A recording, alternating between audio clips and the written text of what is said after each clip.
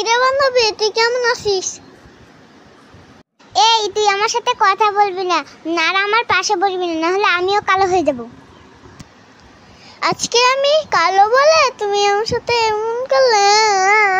সাধু বাবা আমাকে ফর্সা হওয়ার ওষুধ দিন। কি হয়েছে তোর? আমি কালো বলে আমার বান্ধবী আমার সাথে খারাপ ব্যবহার করেছে।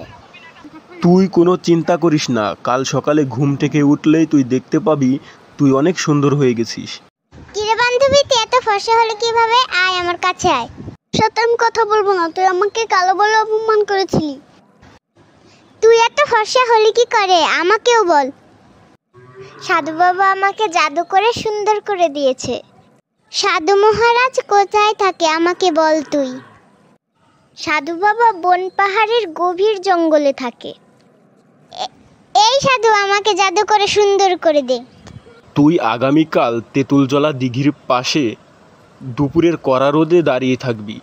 তুই দেখতে পাবি সন্ধ্যা হওয়ার আগেই তুই অনেক সুন্দর হয়ে যাবি। কিরে হান্না, তুই এখানে দুপুরের কড়া রোদে দাঁড়িয়ে আছিস কেন?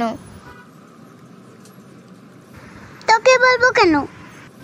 থাক, তুই রোদে দাঁড়িয়ে থাক, আমাকে বলতে হবে না। বাঁচাও বাঁচাও, ভূত এসেছে। আমি ভূত না, আমি হান্না। আমি তো তোকে ভেবেছি যে শেওড়া গাছের শাকচুন্নি। ও, আমি বুঝতে পেরেছি, তুই সারাদিন রোদে দাঁড়িয়ে থেকে ভূতের মতন হয়ে গেছিস। এ কি, আমি তো সত্যি কালো হয়ে গেছি। আমি এখনই সাধু বাবার কাছে যাব। সাধু বাবা, সাধু বাবা, সাধু বাবা, আপনি কোথায়? আমার কি হলো সাধু বাবা?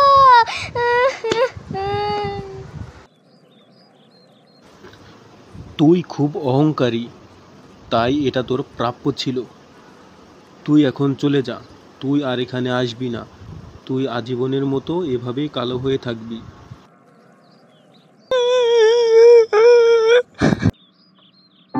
তো বন্ধুরা, আমরা এই গল্পটি থেকে বুঝতে পারলাম যে অহংকারই পতনের মূল।